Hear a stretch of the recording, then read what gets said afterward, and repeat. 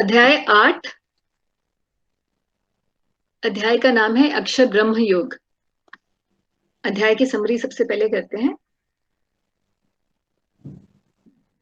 तो quick understanding के लिए हमने चैप्टर को डिवाइड किया है 5 पार्ट्स में। अध्याय के अंदर 28 श्लोक हैं और 28 श्लोकों के अंदर भक्ति योग करने वाला, ज्ञान योग करने वाला, हठ योग या अष्टांग योग करने वाला और कर्म योग करने वाला, इन सभी प्रकार के योगी किस प्रकार से मृत्यु के बाद भगवान को प्राप्त कर सकते हैं उसके बारे में डिस्कशन होगा। तो सबसे पहले पार्ट में 4 श्लोक हैं। श्लोक number 1 to 4 Krishna is going to answer Arjun questions और ये क्वेश्चंस अर्जुन के आते हैं based on the discussion on the 7th chapter. श्लोक number 5 to 9 Krishna tells how a person can remember him at the time of death. From 10 to 16 he tells the process of leaving the body for people who are Yoga Mishra Bhakta and also for those who are Shuddha Bhakta. From Shloka 16 to 22, Krishna compares the situation of a person who lives in and who attains the spiritual and the material world. From Shloka 23 to 28, Krishna describes that how it is so much easy for a bhakti yogi to remember him at the time of death as compared to other yogis. So let's start from part number 1. पहले 4 श्लोकों में Arjun 8 question पूछेंगे। बहुत simple है remember करना, 8वां अध्याय है और उसमें 8 प्रश्न हैं और उन 8 प्रश्नों का ही उत्तर है। प्रश्न कौन से हैं? ब्रह्म क्या है, अध्यात्म क्या है, सकाम कर्म क्या है, आदि भूत क्या है, आदि देव क्या है, आदि यज्ञ क्या है, आदि यज्ञ शरीर के अंदर किस प्रकार से रहता है और भक्त आपको मृत्यु के समय किस प्रकार से स्मरण कर सकता है। ये 8 श्लोक हैं, इनको भगवत गीता से पढ़ेंगे।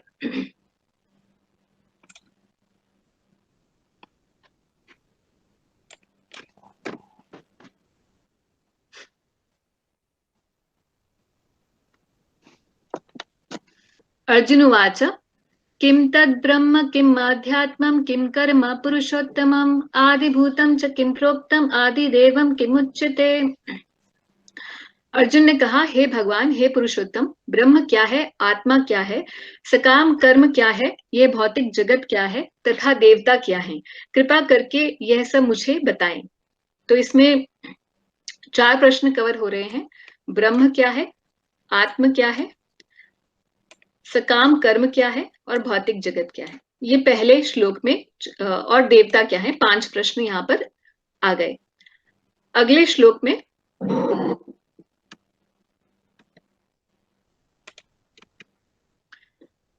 हे मधुसूदन, यज्ञ का स्वामी कौन है, यानी कि आदि यज्ञ कौन है, वह शरीर में किस प्रकार रहता है और मृत्यु के समय भक्ति में लगे रहने वाले आपको कैसे जान पाते हैं। तो 5 प्रश्न पहले थे, 1, 2 और 3, टोटल 8 प्रश्न अर्जुन पूछते हैं। पूरा चैप्टर के अंदर ये जो 7 प्रश्न, पहले के 7 प्रश्न हैं, उनका जवाब तो भगवान बहुत जल्दी दे देते हैं, और जो ये जो 8वां प्रश्न लास्ट का है, मृत्यु के समय कैसे भक्त आपको जान सकते हैं, इसको डिस्कस करते हुए पूरे बाकी के सारे अध्याय के श्लोक हैं। तो ये स्ट्रक्चर है हमारे इस 8वें चैप्टर का। अब ये श्लोक मेरे बड़े इंपॉर्टेंट हैं। आज तक मैंने आप लोगों के साथ कभी भी डिस्कस नहीं किया है ग्लोरीज ऑफ भगवत गीता।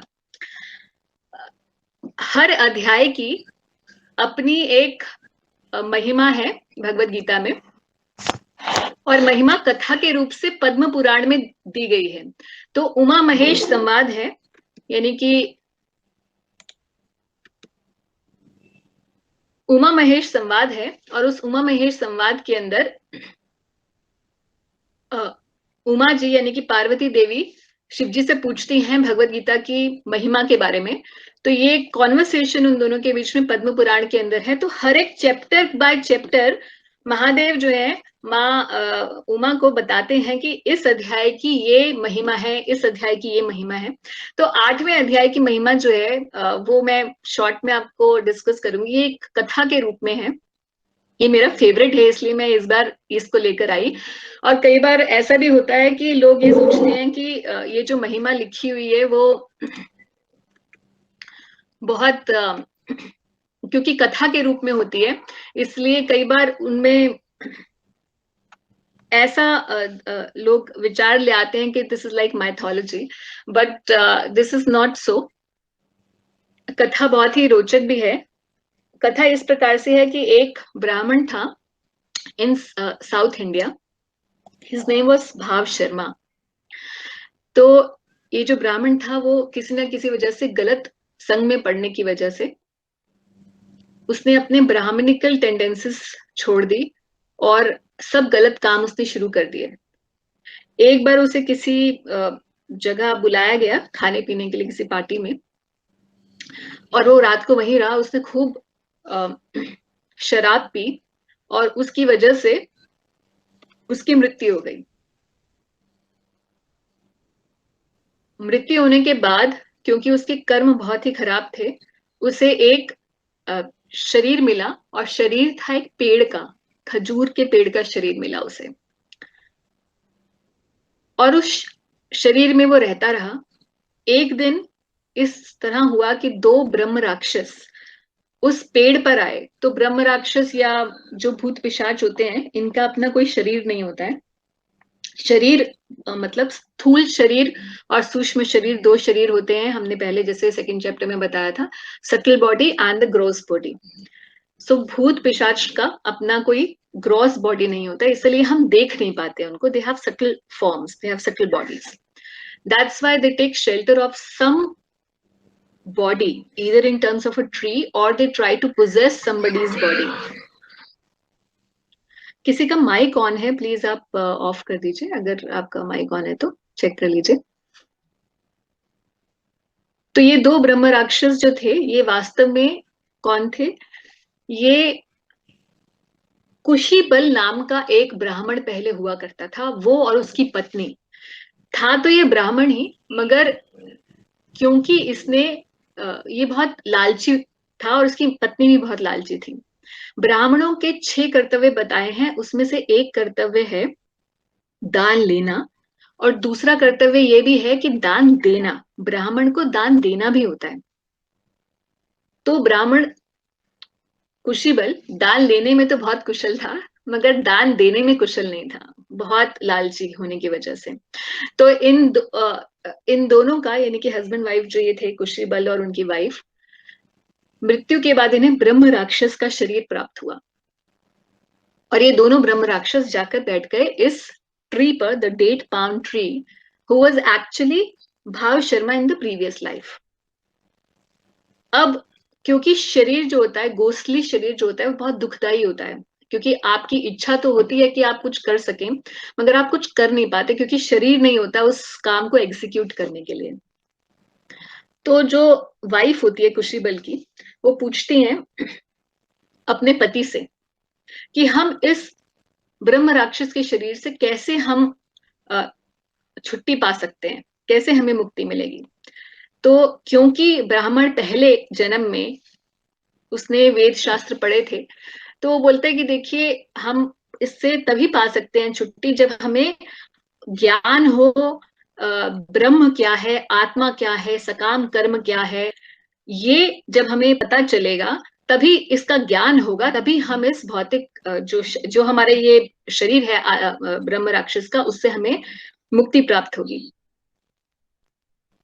तो ये सुनकर कुशीबल की जो स्त्री है, जो अब ब्रह्म राक्षस के ही शरीर में है, वो अपने पति को एड्रेस करती हैं पुरुषोत्तम। अपने पति को यूलोजाइज करने के लिए उनको एड्रेस करती हैं और बोलती हैं कि हे पुरुषोत्तम, ये ब्रह्म क्या है, आत्मा क्या है और सकाम कर्म क्या है। और ये कॉन्वर्सेशन वो बोल रही है संस्कृत में। पूछती हैं कि किम तद ब्रह्म, किम आध्यात्मम, किम कर्मा पुरुषोत्तमम, कि हे पुरुषोत्तम, ये ब्रह्म क्या है, आत्मा क्या है, सकाम कर्म क्या है। और जैसे ही incidentally while asking this question to her husband and calling her husband as Purushottam, she happens to chant half of this shloka of Bhagavad Gita, 8th chapter, 1st shloka, and only half of the shloka she is chanted. And as soon as she chants half of the shloka, a plane from the Vaikuntha comes and takes both of these husband and wife back to Vaikuntha. And also जो tree था, भाव शर्मा, जो कि अब एक dead tree में के शरीर में थे, वो भी उस शरीर से उनको उसी समय छुट्टी मिलती है और उन्हें एक ब्राह्मण का शरीर मिलता है, क्योंकि उसने भी उस शरीर पे में ही रहते रहते सुन लिया था इस आधे श्लोक को। वो ब्राह्मण का शरीर उसे प्राप्त होता है और जैसे ही वो अपने इस और थोड़ा बड़ा होता है तो इस आधे श्लोक को ही लिखकर इसको बार बार स्मरण करता रहता है और काशी जाता है और वहां पर इसी श्लोक की, इसी आधे श्लोक की खूब पूजा करता है, इसी को हमेशा जप करता रहता है। और ऐसा करने की वजह से जो महादेव बताते हैं कि एक बार लक्ष्मी नारायण जब वैकुंठ में होते हैं, लक्ष्मी माता पूछती हैं कि आप किसकी तरफ देख रहे हैं, किसका ध्यान कर रहे हैं, तो वो कहते हैं, तो भगवान विष्णु बताते हैं कि ऐसा एक ब्राह्मण है जो काशी में रह के इस श्लोक के आधे श्लोक की उपासना कर रहा है, तो मैं उस भक्त को लेने जाऊंगा और उसे मैं वैकुंठ में स्थान दूंगा। तो ये सोचिए कि आधे श्लोक की भी इतनी महिमा है और हम लोग भगवान की कृपा से पूरा अध्याय आज पढ़ेंगे।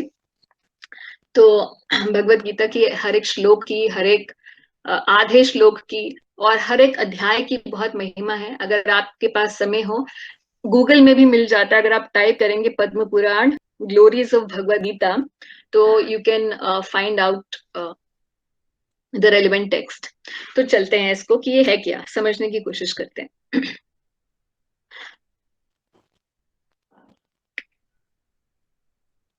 अब पहले दो श्लोकों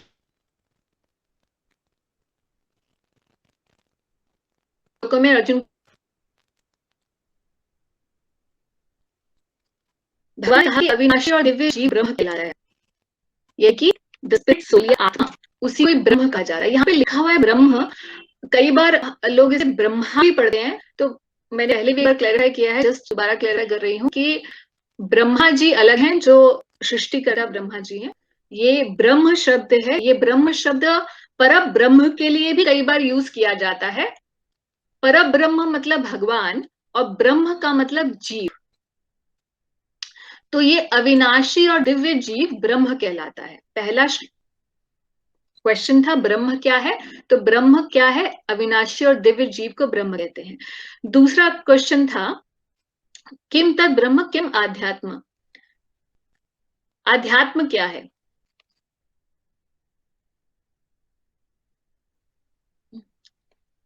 उसका नित्य स्वभाव अध्यात्म या आत्म कहलाता है। तो उसका जो नित्य स्वभाव है, तो जीव का नित्य स्वभाव क्या है, हमेशा स्पिरिचुअल रहना, because the spirit soul is made up of sat chit and आनंद। तो ये हमारा नित्य स्वभाव है, इसी को अध्यात्म कहते हैं। और भौतिक प्रकृति क्या है, सकाम कर्म क्या है, तीसरा क्वेश्चन था। तो जीवों के भौतिक शरीर से संबंधित जो गतिविधियां हैं उन्हें कर्म या सकाम कर्म कहते हैं। आगे चौथे श्लोक में बता रहे हैं कि ये जो निरंतर परिवर्तनशील ये भौतिक प्रकृति है, यानी कि मटेरियल नेचर जिसे हम कहते हैं, उसे आदि भूत कहा जाता है, आदि भूत। और आदि देव कौन है, आदि देव है भगवान का विराट रूप, जिसमें सूर्य तथा चंद्र जैसे समस्त देवता सम्मिलित हैं, जिसके बारे में 11वें चैप्टर के अंदर कंप्लीट डिस्कशन आएगा, जब भगवान अपने विराट रूप को दिखाएंगे। उसे आदि देव कहते हैं। तो ये आदि देव जो है, ये भगवान का विराट रूप है, जिसके अंदर भगवान के सारे अंश जो देवता हैं वो भी सम्मिलित होते हैं, इंक्लूडिंग ब्रह्मा एंड शिव। आदि देव के बाद प्रश्न था कि ये आदि देव जो है, यज्ञों का स्वामी जो है, वो किस प्रकार आदि यज्ञ कौन है और वो किस प्रकार शरीर में रहता है। तो प्रत्येक देहधारी के हृदय में परमात्मा स्वरूप स्थित मैं परमेश्वर, यानी कि भगवान श्री कृष्ण जो परमेश्वर के रूप में रहते हैं, उन्हें आदि यज्ञ कहा जाता है, जो सभी प्रकार के यज्ञों के स्वामी हैं, जिनकी प्रसन्नता के लिए ही सारे यज्ञ किए जाते हैं, वो है आदि यज्ञ। और अब भगवान जो है बता रहे हैं आठवें क्वेश्चन का आंसर। आठवां क्वेश्चन था कि मृत्यु के समय कोई जो भक्ति में लगा है वो आपको कैसे जान सकता है। अब उसकी डिस्कशन शुरू होगा। तो ये पार्ट 1 जो है ये कंप्लीट हो गया हमारा। ये 8 प्रश्न हमने किए और 8 उसके उत्तर भगवान ने दिए। अब भगवान बताएंगे 5वें से 9वें श्लोक में कि किस प्रकार मृत्यु के समय व्यक्ति को भगवान का चिंतन करना चाहिए।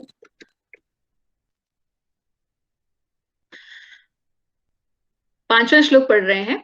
और जीवन के अंत में जो केवल मेरा स्मरण करते हुए शरीर त्याग करता है, वह तुरंत मेरे स्वभाव को प्राप्त करता है, इसमें रंच मात्र भी संदेह नहीं है।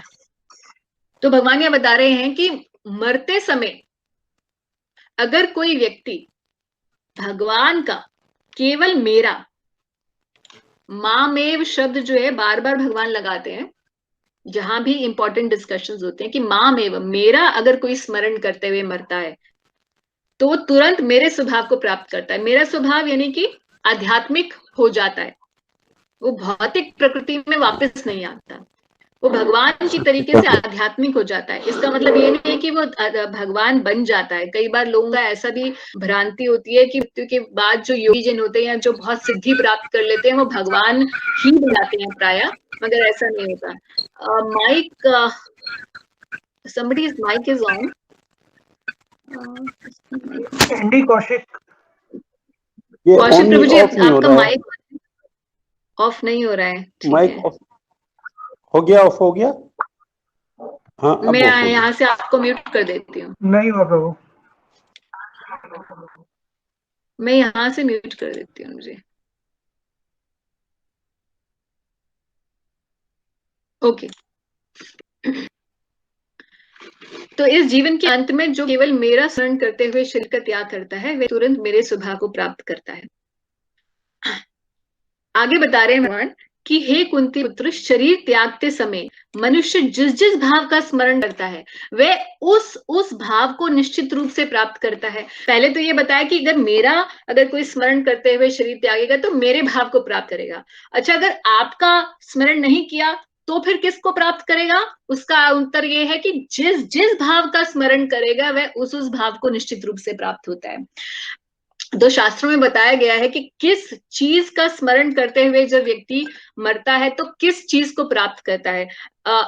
और भी हम जानते हैं दूसरे भी ग्रंथों से, जैसे outside the Vedic granthas, in other religions, for example in Sikhism, they say that अंत काले लक्ष्मी जो सिमरे ऐसी चिंता में जो मरे, सर्पयोन वलवल से उतरे। ऐसा व्यक्ति जो मृत्यु के समय केवल जो है ध्यान कर रहा है, कितना पैसा बैंक बैलेंस कितना है, मेरे बच्चों का उससे भरण पोषण हो जाएगा कि नहीं, मैंने ठीक से रखा है कि नहीं, अंत काल में सिर्फ पैसा ही सोच रहा है, तो ऐसा व्यक्ति सर्प योनि प्राप्त करता है। अगर कोई अपने बच्चों का चिंतन करते हुए मरता है तो अधिकांश रूप से उसे शूकर की योनि प्राप्त होती है, यानी कि सुअर की योनि प्राप्त होती है, क्योंकि उनके बच्चे बहुत होते हैं। उसका मोह, जिस व्यक्ति का मोह जिधर ही रहता है, जैसा भाव होता है, वैसा ही उसे रूप प्राप्त हो जाता है अगले शरीर में। तो इसीलिए बहुत इंपॉर्टेंट है कि हम मृत्यु के समय क्या चिंतन कर रहे हैं, ये हर एक व्यक्ति के लिए बहुत इंपॉर्टेंट है। तो Bhagavad Gita is actually telling us the art of dying. The art of dying is to think about Krishna at the time of death. Now, how can a person think about Krishna at the time of death? Only if he thinks of Krishna during his life, then only this is possible. नहीं तो मृत्यु के समय ऐसी शरीर की स्थिति होती है और कष्टप्रद होता है मृत्यु। और कई कई लोगों की तो मृत्यु ऐसी भी होती है कि उनको पता ही नहीं चलता कि वो कब वो शरीर छोड़ देते हैं, वेंटिलेटर्स पे चले जाते हैं। और आजकल तो इतना सब कुछ हो रहा है, हॉस्पिटल्स में ही होते हैं, पता भी नहीं चलता कि किस समय मृत्यु हुई है और उसके कुछ कब होने वाली है, नोबडी नोज। तो इसीलिए ऐसी स्थिति में व्यक्ति होता है कि उसके लिए भगवान का स्मरण करना कोई आसान काम नहीं होता। तो भगवान का स्मरण करने के लिए ही बहुत कृपा चाहिए, भगवान की ही। और वो कृपा हमें कैसे मिलेगी और किस प्रकार से ऐसा हम भाव लेकर आ पाएंगे, इसको इस तात्पर्य में श्रील प्रभुपाद जी ने बताया बहुत अच्छी तरीके से। इसको थोड़ा पढ़ते हैं। यहाँ पर मृत्यु के समय अपना स्वभाव बदलने की विधि का वर्णन है।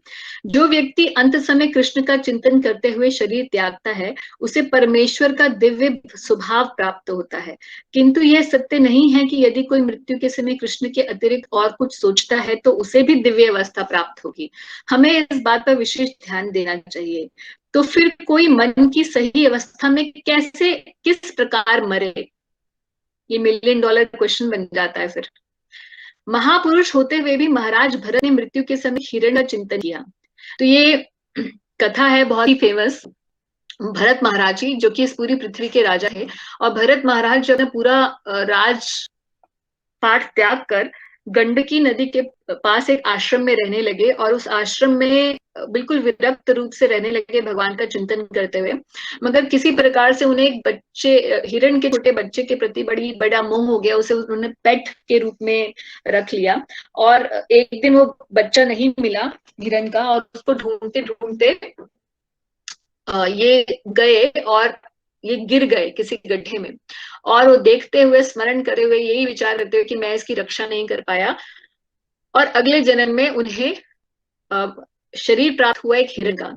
फिर भी उन्हें अपनी दिव्य चेतना, क्योंकि उन्होंने योग किया था पिछले जन्म में, तो इसीलिए इस जन्म में हिरण के शरीर में भी उन्हें भगवान का स्मरण लेते हैं, जड़ भरत का शरीर लेते हैं, जिसमें वो महाराज रघुगन को आत्मा का उपदेश देते हैं। और फिर उस तीसरे शरीर में, जड़ भरत के शरीर में, फिर वो अपनी मुक्ति प्राप्त करते हैं। तो उसी के बारे में प्रभुपाद जी बता रहे हैं कि महापुरुष होते हुए भी महाराज भरत ने मृत्यु के समय हिरण का चिंतन किया, अतः अगले जन्म में हिरण के शरीर में उनका देहांतरण हुआ। यद्यपि हिरण के रूप में उन्हें अपने विगत कर्मों की स्मृति थी, किंतु उन्हें पशु शरीर धारण करना ही पड़ा। निस्संदेह मनुष्य के जीवन में विचार संचित होकर मृत्यु के समय उसके विचारों को प्रभावित करते हैं। तो मृत्यु के समय जनरली ऐसा ही होता है कि हमने जो भी किया होता है पूरे जीवन में, वो एक वीडियो की तरीके से फ्लैश आउट होता है हमारे माइंड में। और मन जो है उसी भाव को ग्रहण करके अपनी इंद्रियां और जो मन है सटल फॉर्म में जो है, वो एक से दूसरे शरीर में उसी प्रकार चला जाता है जैसे वायु गंध को लेकर जाती है, वायु उस भाव को ले जाती है।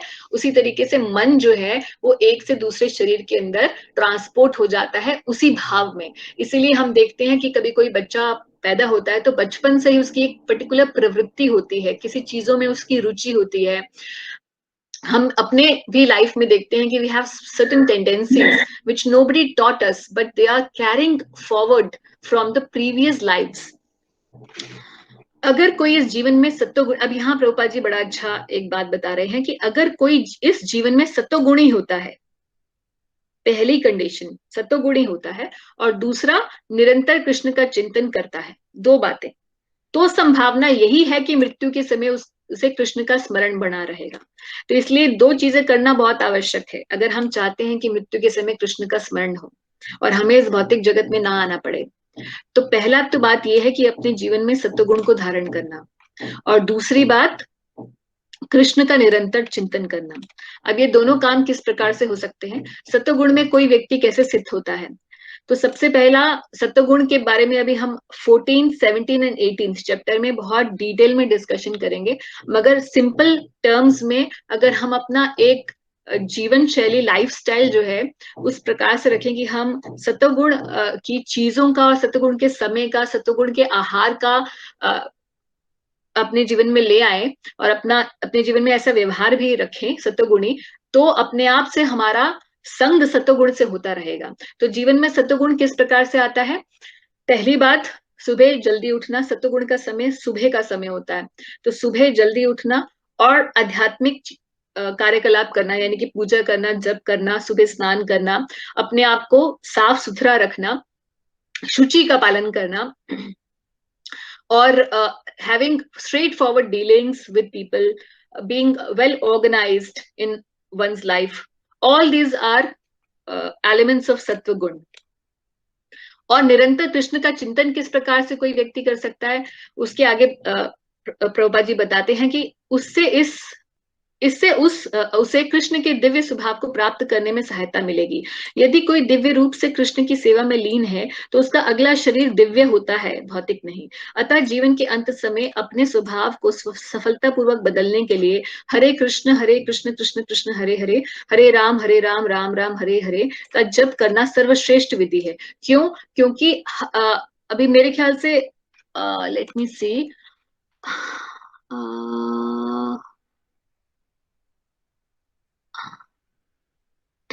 somebody sent me a question on the, Harishankar Tyagi ji नहीं है आज उसमें, मगर उन्होंने ही शायद से ये क्वेश्चन भेजा था कि किस प्रकार से हम हरे कृष्ण महामंत्र को जो है, कि क्या किसी एक ही पर्टिकुलर मंत्र की ही उपासना करना जरूरी होता है, क्या उसी को ही अडॉप्ट करना होता है, ऐसा कुछ प्रश्न उन्होंने फोरम पर भेजा था।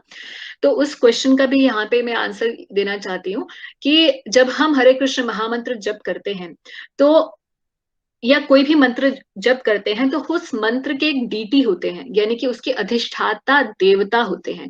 मंत्र जप करना केवल मन को नियंत्रित करना ही नहीं है, ये तो एक एक्सटर्नल बात है कि अपने मन को हम किस प्रकार से एंजाइटीज, डिप्रेशन और नेगेटिविटी से हम लोग बचा सकते हैं। मन को किस, how to have mind control. So mind control is one of the elements of chanting any mantra, but the major reason why we chant any mantra is to please the deity of the mantra. जो अधिष्ठाता देवता है उस मंत्र के, उनकी उपासना ही वो मंत्र के द्वारा की जाती है। तो उसी प्रकार से हरे कृष्ण महामंत्र में हरे जो है राधा रानी को संबोधित करता है और कृष्ण जो है कृष्ण को संबोधित करता है। और हरे कृष्ण मतलब के जो हरे कृष्ण महामंत्र के जो अधिष्ठाता देवता हैं वो है परम भगवान श्री कृष्ण और राधा रानी। और ये नाम जो है ये भगवान से अभिन्न है, यानी कि भगवान का जो ये मंत्र है वो भगवान श्री कृष्ण से अभिन्न है। और जब हम इस मंत्र का जप करते हैं तो वास्तव में हम भगवान का सानिध्य प्राप्त कर रहे होते हैं। We are sitting close to him at that time. और इसीलिए जैसे जैसे जिसके साथ हम बैठते हैं, जिसका संग हम करते हैं, वैसे ही हमारी प्रवृत्ति हो जाती है। तो इसीलिए जब हम हरे कृष्ण महामंत्र का जप करते हैं तो हमारी प्रवृत्ति भी आध्यात्मिक हो जाती है, क्योंकि भगवान पूरी तरीके से आध्यात्मिक होते हैं और हमारे अंदर भी वही देवी गुण आने लग जाते हैं जो भगवान के अंदर है। ऑफ कोर्स उतनी मात्रा में तो किसी के पास आ ही नहीं सकते, क्योंकि भगवान की परम पोजीशन है, मगर एक भक्त की पोजीशन जो होती है वो भी भगवान से मिलती जुलती है in terms of the spiritual content. तो इसीलिए देवी गुणों का विकास हमारे अंदर होने लग जाता है। और मृत्यु के समय, क्योंकि हमने जीवन में मंत्र के द्वारा भगवान की उपासना की होती है, तो हमें मृत्यु के समय ये श्योरिटी होती है कि हम मृत्यु के समय भी अगर बोल नहीं पाएंगे तो कम से कम स्मरण तो भगवान का कर ही पाएंगे। तो ये एक बहुत बड़ा गुण है मंत्र जप का। तो यहाँ पर इसी बात की चर्चा हो रही है। इस पूरा जो भाव है इस डिस्कशन का भगवान का, वो यही है कि व्यक्ति अगर अपने जीवन काल में भगवान का स्मरण करेगा तो ही उसे भगवान का स्मरण अंतकाल होगा। और अगर नहीं करेगा तो जिस भाव का स्मरण वो पूरे जीवन में करता आया है, naturally at the time of death he will think about that, and as a consequence of his thinking he will get his next body. इसीलिए भगवान कहते हैं अगले श्लोक में कि हे अर्जुन, तुम्हें सदैव कृष्ण रूप में मेरा चिंतन करना चाहिए और साथ ही युद्ध करने में के कर्तव्य को भी पूरा करना चाहिए। तो काम भी करो और साथ ही साथ भगवान का चिंतन भी करो। यही टीचिंग है भगवत गीता की कि कुछ छोड़ने की या संन्यास लेने की, विरक्ति की आवश्यकता नहीं है, भक्ति की आवश्यकता है। अपने कर्मों को मुझे समर्पित करके, अपने मन एवं बुद्धि को मुझ में स्थिर करके तुम निश्चित रूप से मुझे प्राप्त कर सकोगे। तो अगर मन और बुद्धि भगवान में स्थिर है तो भगवान को प्राप्त कर पाना असंभव नहीं है। तो यही बात प्रभुपाद जी बता रहे हैं कि अर्जुन को दिया गया यह उपदेश भौतिक कार्यों में व्यस्त रहने वाले समस्त व्यक्तियों के लिए एक बड़ा महत्वपूर्ण है। भगवान ये नहीं कहते कि कोई अपने कर्तव्यों को त्याग दे। मनुष्य उन्हें करते हुए साथ साथ हरे कृष्ण का जप करके कृष्ण का चिंतन कर सकता है। इससे मनुष्य भौतिक कलमश से मुक्त हो जाएगा और अपने मन तथा बुद्धि को कृष्ण में प्रवृत्त करेगा। कृष्ण का नाम जप करने से मनुष्य परम धाम कृष्ण लोक को प्राप्त होगा, इसमें कोई संदेह नहीं है। आगे क्या बोल रहे हैं भगवान कि जो व्यक्ति मेरा स्मरण करने में अपना मन निरंतर लगाए रखकर अविचल भाव से भगवान के रूप में मेरा ध्यान करता है, वह मुझे अवश्य ही प्राप्त होगा। तो देखिए कितनी गारंटी भगवान ने दे रही है कि जो मेरा स्मरण करेगा, अपने मन को मुझ में लगाएगा अविचल भाव से और भगवान के रूप में मेरा ध्यान करेगा। सिर्फ ऐसे ही नहीं कि कृष्ण भी वन ऑफ द गॉड्स हैं, Krishna is God, he is not one of the gods. ऐसा भगवान का ध्यान करेगा वो मुझे अवश्य ही प्राप्त होगा। और भगवान बता रहे हैं कि किस प्रकार से उनका ध्यान किया जाए, कैसे व्यक्ति ध्यान करे भगवान का। तो एक तरीका है जो इस श्लोक में बताया, और भी बहुत सारे तरीके हैं। हाँ, ये एक तरीका भगवान बता रहे हैं कि मनुष्य को चाहिए कि परम पुरुष का ध्यान सर्वज्ञ, यानी कि वो सब कुछ जानते हैं, पुरातन, उनसे प्राचीन कोई नहीं है, नियंता, लघुतम से भी लघुतम, प्रत्येक का पालन करता, समस्त भौतिक बुद्धि से परे, अचिंत्य तथा नित्य पुरुष के रूप में करे। ऐसे भगवान का ध्यान करना है कि भगवान जो है वो नित्य पुरुष है, वो कभी उनका he is eternal, he is always there and he will always be there. और अचिंत्य है, अचिंत्य का मतलब जिनके बारे में हमारा भौतिक मन और बुद्धि से जिनको समझा ना जा सके पूरी तरीके से, उसे अचिंत्य कहा जाता है।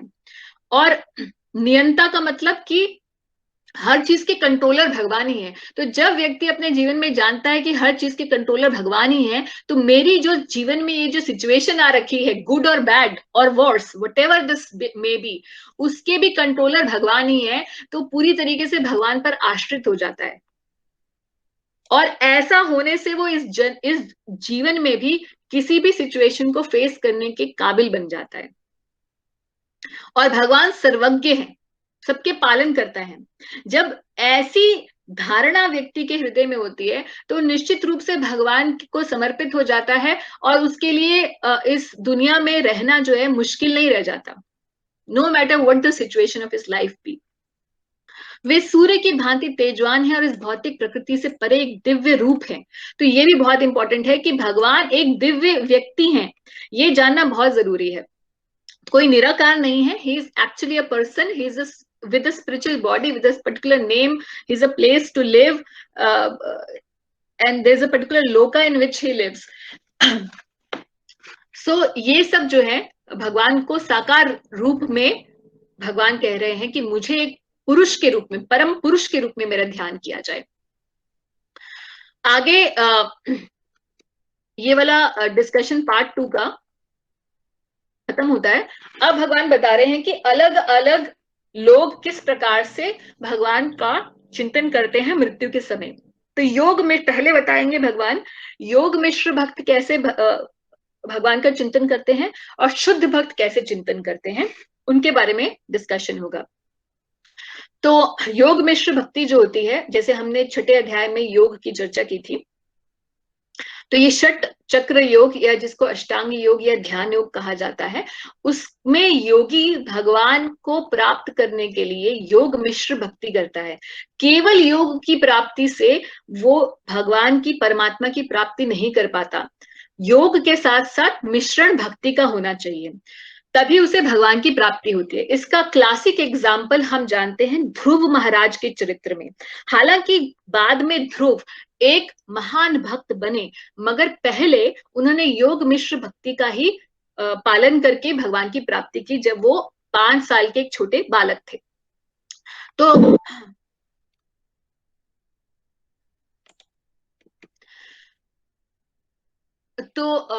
ध्रुव जो है, उनको ये योग मिश्र भक्ति की ही बारे में नारद मुनि ने शिक्षा दी थी। तो इस योग मिश्र भक्ति के द्वारा किस प्रकार भगवान को प्राप्त करते हैं, ये देखते हैं।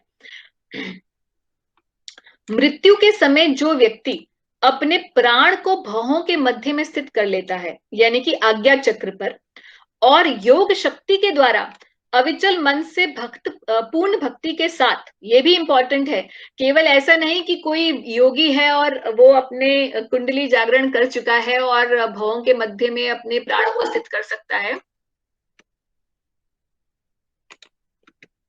तो उसे भगवान की प्राप्ति हो जाएगी, ऐसा नहीं। साथ साथ में पूर्ण भक्ति की भी आवश्यकता है।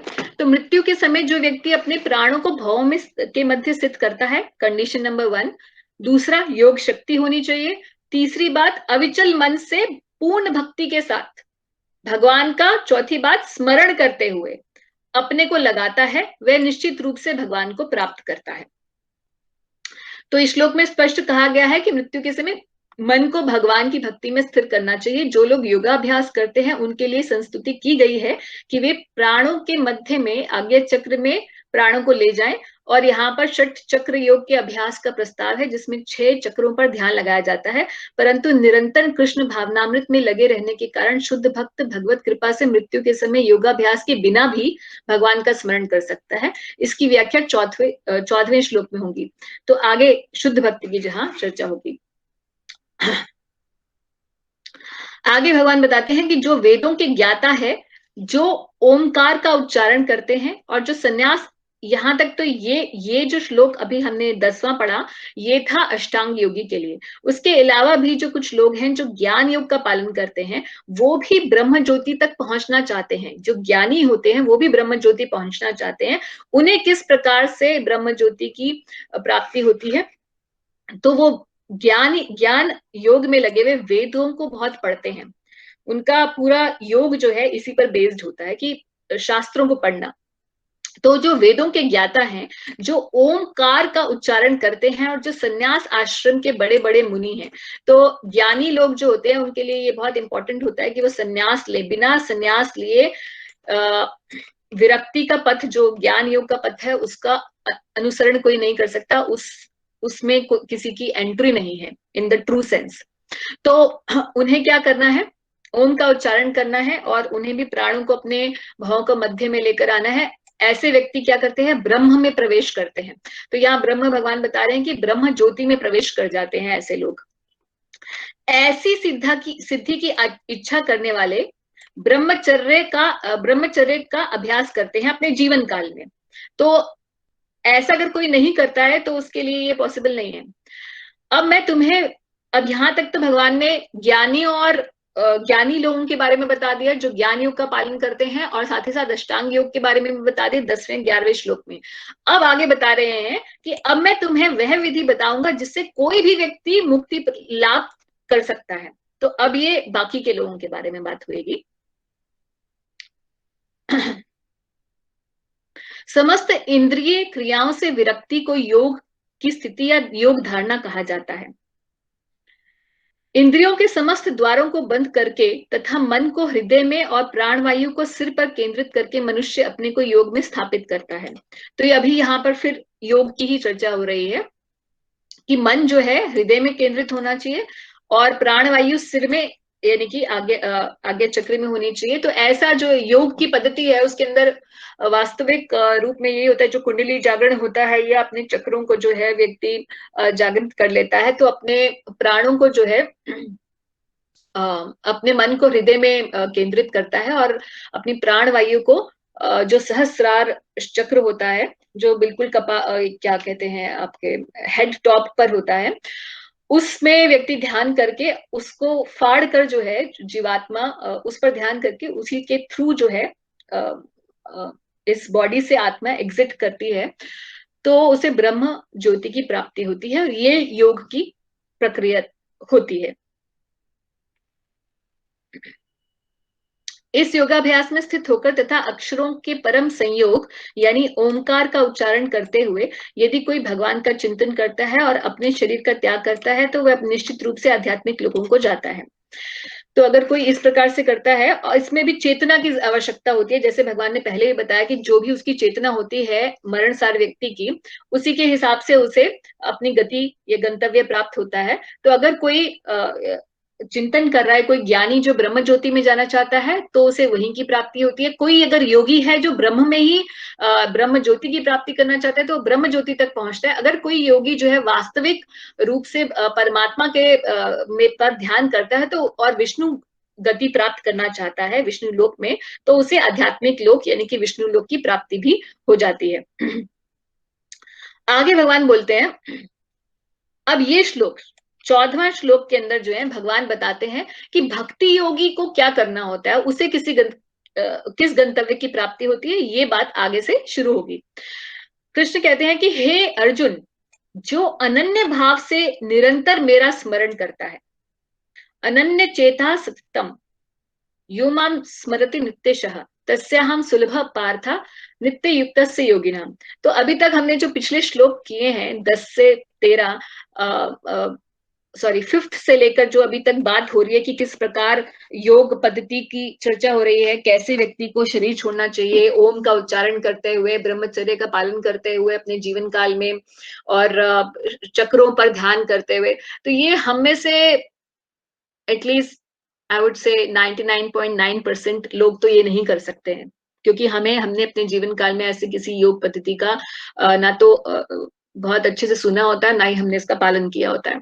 तो भगवान बोलते हैं कि भक्तों के लिए अलग विधि है, भक्तों को ऐसा करने की आवश्यकता नहीं होती, और इसी बात को बताते हैं और खुद भी जानते हैं कि जो ऊपर वाला जो प्रोसेस बताया वो बहुत मुश्किल है। इसलिए इस श्लोक में क्या बोल रहे हैं कि जो अनन्य भाव से निरंतर मेरा स्मरण करता है, यानी कि भक्त ही केवल अनन्य भाव से भगवान का स्मरण करता है। क्योंकि अनन्य भाव से हम किसका स्मरण करते हैं, जनरली अगर हम देखें अपने जीवन में हम किसका स्मरण करते हैं, इन जनरल हम उन्हीं का स्मरण करते हैं जिनसे हम प्यार करते हैं।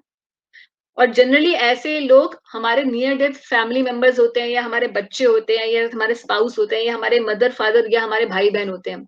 यही हमारा ऐसा एक सर्कल होता है जिनका स्मरण हमें नित्य ही होता रहता है। क्यों होता है? क्योंकि उनमें हमारा मोह, उनमें हमारी ममता होती है। यही ममता, यही प्यार जो व्यक्ति को भगवान में होता है, भक्ति करने की वजह से, भक्ति के नियमों का पालन करने से जब ये प्रेम दूसरों से हटकर कृष्ण में आ जाता है, तो हम निरंतर उन्हीं का स्मरण करने लग जाते हैं, और वो भी अनन्य भाव से। अनन्य का मतलब है ना अन्य, और किसी का नहीं, केवल कृष्ण का, अनन्य चेता। उसके लिए भगवान कहते हैं मैं सुलभ हूं। उसके लिए ये ऊपर का जो बहुत डिफिकल्ट प्रोसेस है वो नहीं लगता। This is an exception to the above.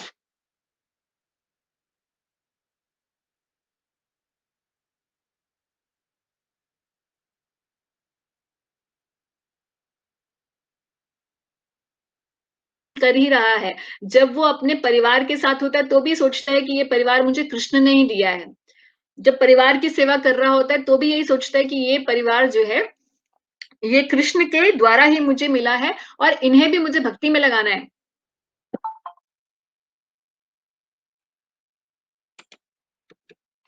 और साथ ही साथ जब वो कुकिंग करता है, कोई व्यक्ति अगर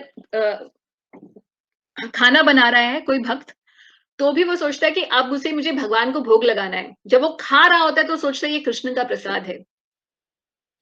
जो भी काम भक्त करता है उसमें वो कृष्ण की स्मृति जरूर ले आता है। ये एक नेचुरल प्रोसेस बन जाता है भक्त के लिए। और इसीलिए भक्ति का जो प्रोसेस है वो बहुत ही साइंटिफिक है। ये नेचुरली कृष्ण को आपके हर एक लाइफ के एस्पेक्ट में ले आता है, जोड़ देता है। और क्योंकि हम भक्त जो है अपने निरंतर स्मरण के कारण भगवान से अपने जीवन काल में जुड़ा रहता है, इसीलिए उसके लिए बहुत सुलभ हो जाता है कि वो कृष्ण के साथ मृत्यु के समय भी जुड़ा रहे। तो इसीलिए भगवान कह रहे हैं कि जो अनन्य भाव से निरंतर मेरा स्मरण करता है उसके लिए मैं सुलभ हूं, क्योंकि वह मेरी भक्ति में प्रवृत्त है। और आगे क्या बोलते हैं? ऐसे व्यक्ति के लिए जो भक्ति योगी है उसके लिए बोलते हैं कि मुझे प्राप्त करके महापुरुष जो भक्ति योगी है कभी भी दुखों से पूर्ण अनित्य जगत में नहीं लौटते, क्योंकि उन्हें परम सिद्धि प्राप्त हो चुकी है। तो परम सिद्धि क्या है? तो परम सिद्धि है भगवान के परम धाम की प्राप्ति करना। उसके बारे में आज हम डिस्कशन करेंगे कि ये स्पिरिचुअल और मटेरियल वर्ल्ड क्या है, क्या होता है परम धाम को प्राप्त करने का मतलब। तो यहां भगवान ने बता दिया गंतव्य कि योगी और ज्ञानी उनका गंतव्य है ब्रह्म ज्योति, जो पहले भगवान ने बताया कि वो ब्रह्म की प्राप्ति करता है। और यहां भगवान कॉन्ट्रास्ट में बोल रहे हैं कि भक्त के लिए तो बहुत ही सुलभ है, क्योंकि वो मेरा स्मरण करता रहता है और उसको सिद्धि भी उससे आगे की प्राप्त होती है। ब्रह्म ज्योति के परे जो वैकुंठ लोक है या भगवान का निज धाम कृष्ण लोक है, उसकी प्राप्ति भक्त को होती है। तो ये पूरा जो 6 चैप्टर मिडिल चैप्टर्स हैं भगवत गीता की 6 to 12, इसमें भगवान जो है बाकी योगों को तो बता ही चुके हैं। अब यहाँ भक्ति योग को बार बार कॉन्ट्रास्ट करेंगे बाकी योगों से और बताएंगे कि किस प्रकार भक्ति योग जो है सर्वश्रेष्ठ है और भक्ति योग पालन करना सुलभ है, और साथ ही साथ उससे जो सिद्धि प्राप्त होती है वो बाकी किसी और प्रोसेस से हो ही नहीं सकती। आगे बता रहे हैं कि इस जगत के में सर्वोच्च लोक से लेकर निम्नतर सारे लोक दुखों के घर हैं, जहां जन्म तथा मरण का चक्कर लगा रहता है। किंतु हे कुंती पुत्र, जो मेरे धाम को प्राप्त कर लेता है वह कभी फिर जन्म नहीं लेता। तो कौन जन्म नहीं लेता? केवल जो भगवान के धाम को प्राप्त कर लेता है। तो हिंदू लोगों का बड़ा एक हमारे कई बार अखबार खोलें तो लिखा होता है कि जो स्वर्ग, आजकल तो लोग ये नहीं लिखते हैं, बहुत मॉडर्न हो गए हैं। पहले लोग लिखा करते थे, जो संस्कारी लोग थे, लोग लिखा करते थे कि स्वर्गवासी हो गए। तो स्वर्गवासी होने से कोई मृत्यु चक्कर से नहीं निकलता। स्वर्ग कोई ऐसी जगह नहीं है जहां से वापस ना आना पड़े। केवल भगवान का धाम ऐसा है जिसको प्राप्त करने के बाद कोई जन्म नहीं लेता। उसके अलावा इस भौतिक जगत में 14 लोक हैं, और ऊपर से लेके सर्वोच्च लोक से लेके जो निम्नतर लोक है, सारे के सारे लोक ही दुखों के घर हैं। सब जगह मृत्यु होती है, कोई भी नित्य नहीं है, और वहां जन्म और मृत्यु का चक्कर लगा रहता है। मगर कहाँ जन्म और मृत्यु का चक्कर नहीं लगता? वो वही नहीं लगता जो है भगवान का निजी धाम। भगवान का निजी धाम मतलब वैकुंठ लोक। अब भगवान बता रहे हैं कि भाई जो लोग तो भक्त हैं और मेरे निजी धाम में आ जाते हैं, उनके लिए तो मैं सुलभ हूं और वो मेरे धाम की प्राप्ति करते हैं। मगर जो नहीं करते, जिनके साथ ऐसा नहीं होता, उनके साथ क्या होता है फिर?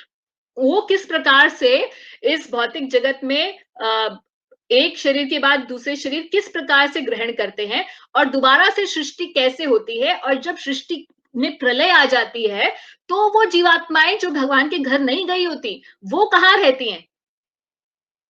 तो ये जो है एक बहुत बड़ा टॉपिक ऑफ डिस्कशन है। आज हम थोड़ा सा अप द टाइम जाएंगे, क्योंकि the topic is little intricate. इसके बारे में अगर पूरा डिस्कशन आप जानना चाहें, सृष्टि कैसे होती है और साथ ही साथ प्रलय कैसे होती है, पूर्ण प्रलय क्या होती है, आंशिक प्रलय क्या होती है, ये सारा discussion second canto of Shrimad Bhagavatam में है। आज हम थोड़ा सा टच अपॉन करेंगे, क्योंकि 1-2 श्लोक में ही भगवान जो है यहाँ पर बताएंगे। तो अब डिस्कशन कर रहे हैं उन लोगों के बारे में जो भगवान के धाम में नहीं जाते, उनका क्या होता है। मानवीय गणना के अनुसार 1000 युग मिलकर ब्रह्मा का एक दिन बनता है। यहाँ ब्रह्मा जी के बारे में बात कर रहे हैं, जिनको सृष्टिकर्ता बोला जाता है। और इतनी ही बड़ी ब्रह्मा की रात्रि भी होती है।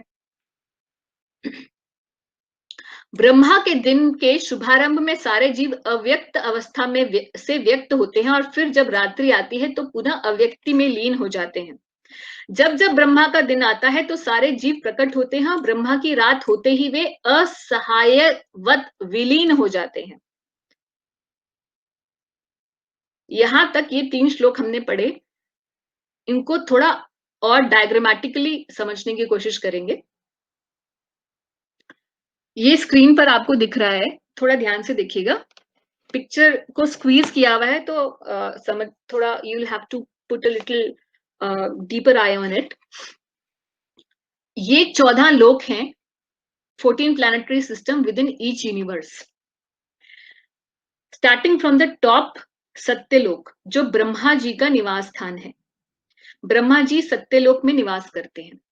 तपोलोक में तपस्वी लोक, ये तपोलोक, जनलोक और महरलोक, ये तीनों लोक जो हैं, इन लोकों में तपस्वी लोग निवास करते हैं। महरलोक में प्रजापतियों का निवास होता है। स्वर्ग लोक में देवी देवताओं का निवास होता है। ये जो मिडिल प्लैनेटरी सिस्टम है यानी कि भूलोक, इसमें हम लोग रहते हैं, पृथ्वी, भूलोक।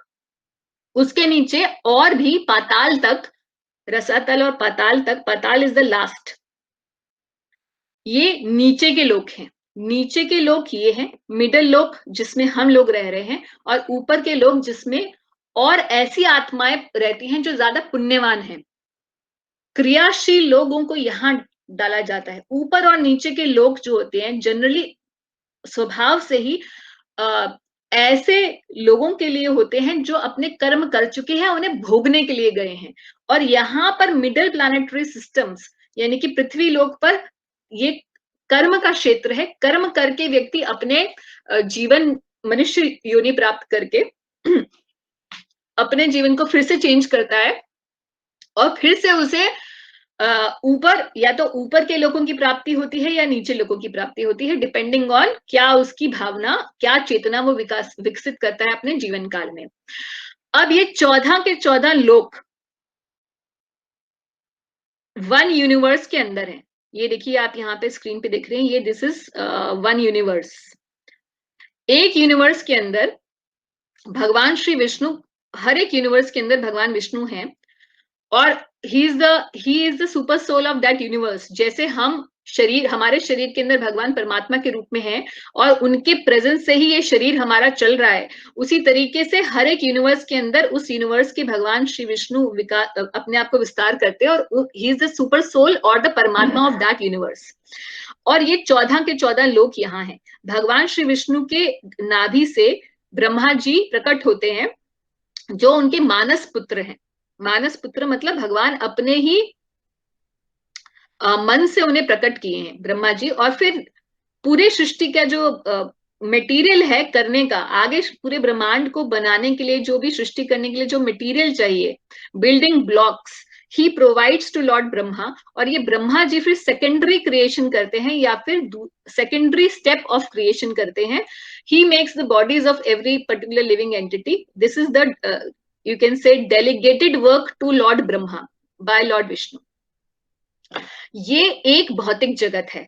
ऐसे बहुत सारे भौतिक जगत इस ये एक ब्रह्मांड है, माफ कीजिए, भौतिक ब्रह्मांड एक है, वन यूनिवर्स। ऐसे असंख्य ब्रह्मांड हैं इस भौतिक प्रकृति के अंदर।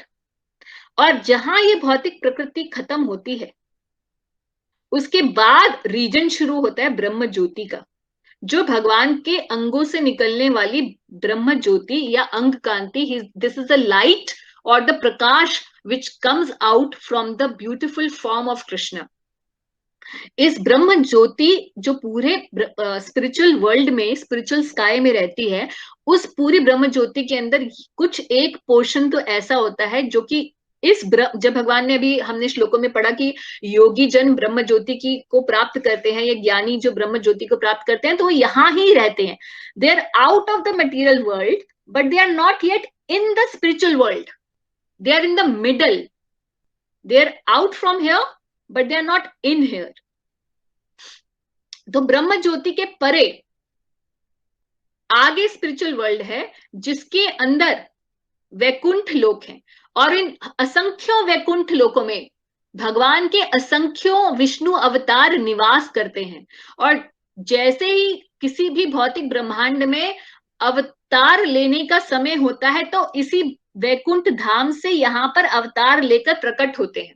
इसीलिए ऐसा नहीं है कि भगवान पहले अव्यक्त थे और बाद में अपने आप को व्यक्त करते हैं। भगवान हमेशा अपने धाम में रहते हैं और अपने निज धाम से ही यहाँ पर अवतरित होते हैं।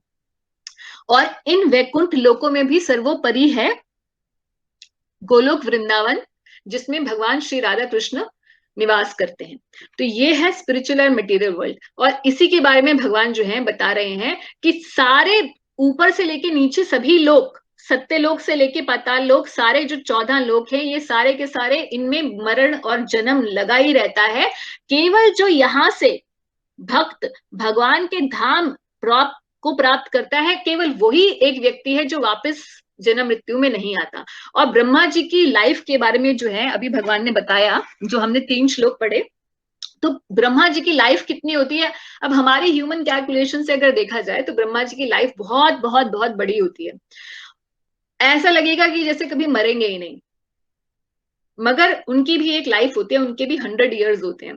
तो थ्योरी ऑफ रिलेटिविटी के थ्रू हम समझ सकते हैं, जैसे ह्यूमन बीइंग्स की लाइफ होती है 100 ईयर्स, और हमारे सामने एक मच्छर होता है तो हम सोचते हैं वो तो 7 दिन या ज्यादा से ज्यादा 15 दिन की उसकी लाइफ होती है, या एक एंट की लाइफ कितनी कम होती है, तो उसका पूरा लाइफ स्पैन कुछ ही दिनों का होता है।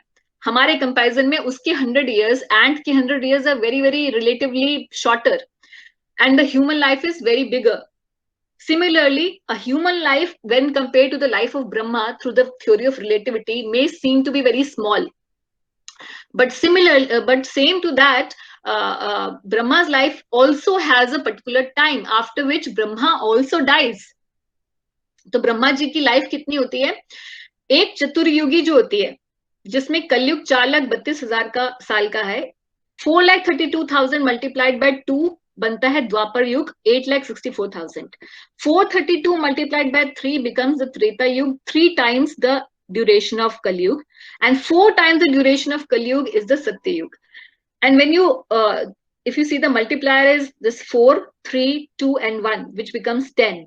So 10 multiplied by 432, 4,32,000 becomes 4.32 million years. तो एक दिव्य युग यानी कि एक चतुर्युगी को कहा जाता है, का जो ड्यूरेशन है वो 4.32 मिलियन ईयर्स है. तो यहां हमने अभी भगवत गीता में पढ़ा, मानवीय गणना के अनुसार 1000 युग, जब 1000 युग हो जाए मिलकर ब्रह्मा का एक दिन बनता है. यानी कि 1000 टाइम्स अगर एक दिव्य युग हो, एक चतुर्युगी मल्टीप्लाइड बाय 1000, ये ब्रह्मा जी का एक दिन होता है. This is the day of Brahma. और इतनी ही बड़ी उनकी रात होती है, मल्टीप्लाइड विद 2. एंड ऐसे एक दिन और एक रात मिलकर एक पूरा 24 आवर्स बनते हैं. और उसको अगर मल्टीप्लाई करें भाई 365 डेज मल्टीप्लाइड बाय 100 ईयर्स, तो that becomes the life of Brahma, which is 311.04 trillion years, which seems like almost eternity. But after this time, भगवान बता रहे हैं कि जब ये इतनी रात और इतना दिन से जब ये ब्रह्मा का जब दिन शुरू होता है, तो इस शुभारंभ के समय हर दिन ब्रह्मा जी उठकर सारे जीवों को एक अलग फॉर्म देते हैं. जैसे ही ब्रह्मा जी की रात होती है, there is a devastation in the whole universe, जिसको हम लोग कहते हैं प्रलय. 4 युग खत्म होते ही 1000 चतुर्युग जब खत्म होते हैं, तब ब्रह्मा जी सोने जाते हैं, उनकी रात हो जाती है, और उस समय प्रलय आती है. उस प्रलय के समय सारे जीव कहाँ रहते हैं, अव्यक्त अवस्था में रहते हैं. और अव्यक्त अवस्था में कहाँ होते हैं, वो फिर से भगवान श्री हरि के नाभि कमल में, यही नाभि में ही रहते हैं, भगवान श्री विष्णु के. और फिर से जब सुबह होती है तो यहीं से सारा मटेरियल मिलकर फिर से ब्रह्मा जी सृष्टि करते हैं. हर रोज सुबह उठ के सृष्टि करते हैं ब्रह्मा जी, अपने पूरे 100 वर्षों तक ये उनका रोज का काम है. और ऐसे 100 साल हो जाने के बाद ब्रह्मा जी भी पूरी पूरी प्रलय आ जाती है यूनिवर्स के अंदर, और ब्रह्मा जी समेत सभी व्यक्ति जो भी इस भौतिक ब्रह्मांड के अंदर होते हैं, सभी देवी देवताओं से सम्मिलित जो ब्रह्मांड होता है पूरी तरीके से जल से भर जाता है।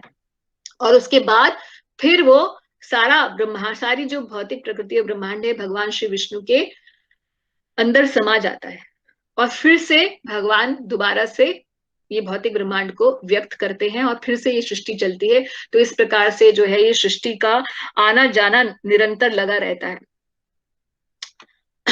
पूरा डिस्क्रिप्शन पढ़ना चाहें तो मैंने बताया था दूसरा स्कंद श्रीमद् भागवतम का पढ़ सकते हैं, there is a lot of detail discussion of that. तो अभी जो है भगवान ने यहाँ पे बता दिया कि किस प्रकार से जो लोग भगवान के भक्त नहीं हैं, जो भगवान के जो भगवान के धाम नहीं जाते भक्ति के आचरण के माध्यम से, तो उन लोगों के लिए इसी संसार में आने के अलावा और कोई भी शेष ऑल्टरनेटिव नहीं होता है। अब इसकी बात बता रहे हैं कि इसके अतिरिक्त एक अन्य अव्यक्त प्रकृति है जो शाश्वत है और इस व्यक्त तथा अव्यक्त पदार्थ से परे है। यह परम श्रेष्ठ और कभी नाश न होने वाली है, और जब इस संसार में सब कुछ लय हो जाता है तब भी उसका नाश नहीं होता। वो कौन सी प्रकृति है अभी हम बता चुके हैं, जिसे वेदांती अप्रकट और अविनाशी बताते हैं, और परम गंतव्य है उसे प्राप्त कर लेने पर कोई वापस नहीं आता, वही मेरा परम धाम है, जो हमने अभी डायग्रामेटिकली अंडरस्टैंड किया।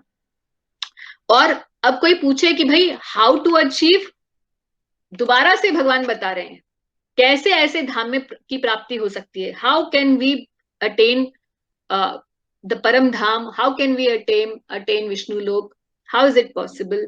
तो भगवान बताते हैं कि भगवान जो सबसे महान है अनन्य भक्ति के द्वारा ही प्राप्त किए जा सकते हैं।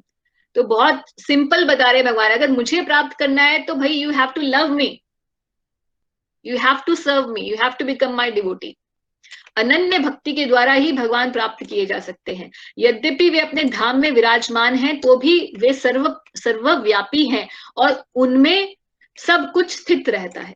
तो हालांकि भगवान अपने परम धाम में है, मगर भक्त जो है उन्हें सर्वव्यापी है, और वो ऐसा कोई ना सोचे कि भगवान का धाम तो भाई आपने स्क्रीन पे दिखाया ये तो बहुत ही दूर है, भौतिक ब्रह्मांड में मैं यहाँ पे बैठा हुआ हूँ और ऐसे अनेकों ब्रह्मांड हैं और भगवान का धाम तो यहाँ ऊपर है, भगवान कहाँ से मुझे देख रहे होंगे, उन्हें तो पता भी नहीं होगा मैं भगवान की भक्ति कर रहा हूँ या तो मैं हरे कृष्ण महामंत्र जप कर रहा हूँ, सुनाई भी दे रहा हूँ उन्हें।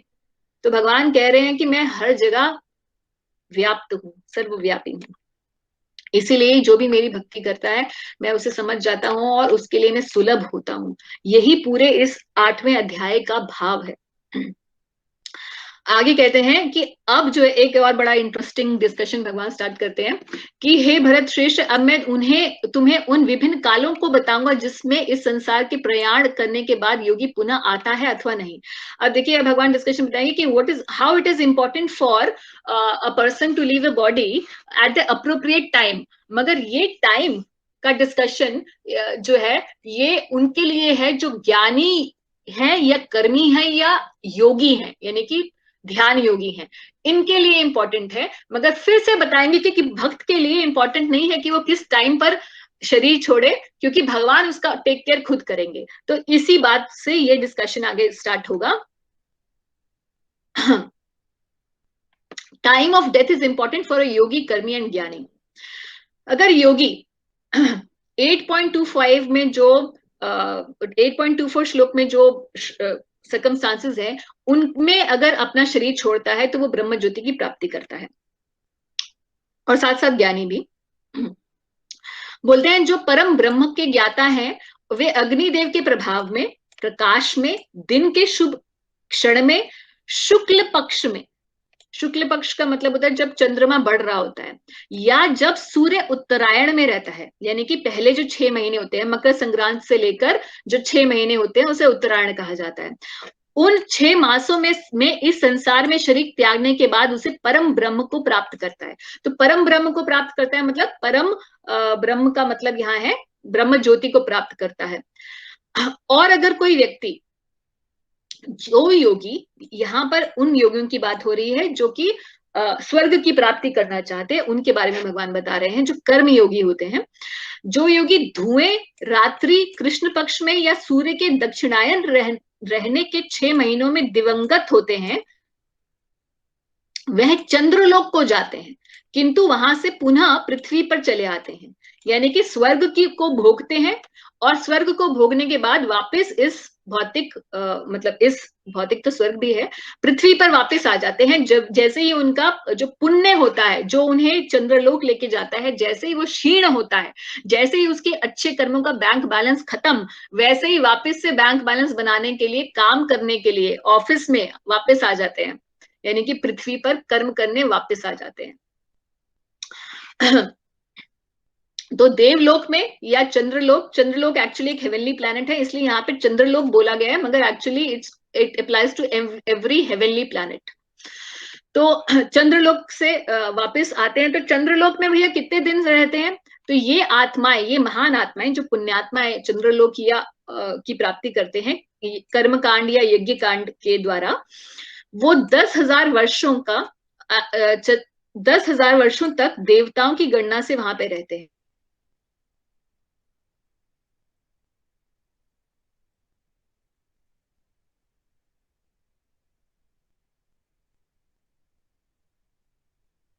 तो इसलिए वहां के 100 साल जो है हमारे से उतने ही प्रोपोर्शन में टाइम में ज्यादा होते हैं।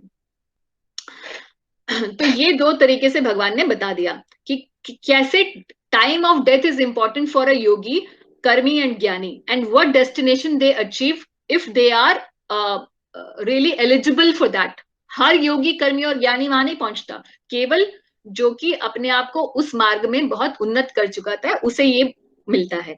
मगर भगवान बोलते हैं कि भक्त के लिए तो मैं बहुत सुलभ हूं, पहले ही बता चुके हैं। तो भक्त के लिए भी क्या इंपॉर्टेंट है? क्या भाई हमने सारी जिंदगी भगवान का नाम जप किया और भगवान का स्मरण किया, और मान लीजिए अगले मृत्यु के समय हम जो है भगवान का स्मरण नहीं कर पा रहे हैं, या फिर हम सही समय नहीं है, वो शुभ घड़ी नहीं है, तो क्या होगा?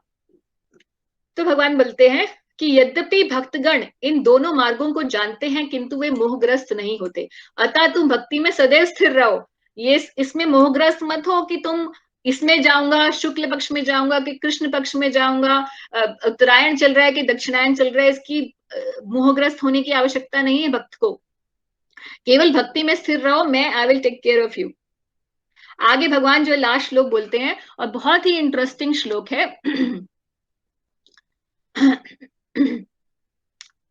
वेदेषु यज्ञेषु तपस्सु चैव दानेषु यत् पुण्य फलम प्रदिष्टम अत्येति तत्सर्वमिदं विदित्वा योगी परम स्थानम उपेति चाद्यम। कहते हैं कि जो व्यक्ति भक्ति मार्ग को स्वीकार करता है, वह वेदाध्ययन, तपस्या, दान, दार्शनिक तथा सकाम कर्म करने से प्राप्त होने वाले फलों से वंचित नहीं होता, वह मात्र भक्ति संपन्न करने से इन समस्त फलों को प्राप्त करता है और अंत में परम नित्य धाम को प्राप्त होता है।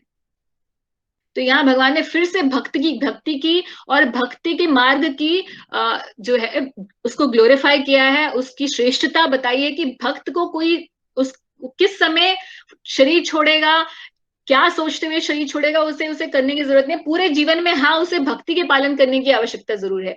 अगर वो अपने जीवन काल में भक्ति के मार्ग पर रहता है, तो उसे वेदाध्ययन, तपस्या, सकाम कर्म, निष्काम कर्म के द्वारा जो भी उसे फल मिलने हैं, दान करने से जो भी फल मिलने हैं, वो सारे के सारे फल उसे मिल जाते हैं केवल भक्ति को एग्जीक्यूट करने से। और साथ ही साथ उसे नित्य धाम, परम धाम, भगवान के वैकुंठ धाम की प्राप्ति भी होती है। तो यहीं पर जो है कृष्ण जो है इस श्लोक के माध्यम से भक्ति को ग्लोरीफाई करते हुए इस चैप्टर को यहीं पर ही खत्म करते हैं। तो इस चैप्टर का मूल उद्देश्य यही है, ये समझना कि कृष्ण भक्ति सर्वोपरि है, और कृष्ण भक्ति करने के द्वारा जो भक्त है उसे परम धाम की प्राप्ति होती है, जिस धाम की प्राप्ति योगियों को, कर्मियों को, ज्ञानियों को कभी प्राप्त नहीं हो सकती, वो उस धाम की प्राप्ति भक्त को हो जाती है। बहुत ही सुलभ भगवान उसके लिए हो जाते हैं, क्योंकि वो भक्त जो है वो शरणागत होता है अपने जीवन में भगवान की। इसीलिए भक्ति की प्रति रुचि बढ़ाने के लिए और भक्ति की श्रेष्ठता बताते हुए भगवान इस अध्याय को बोले हैं। तो यहीं पर हम लोग विराम देते हैं। अब आपके कोई प्रश्न हो तो आप पूछ सकते हैं।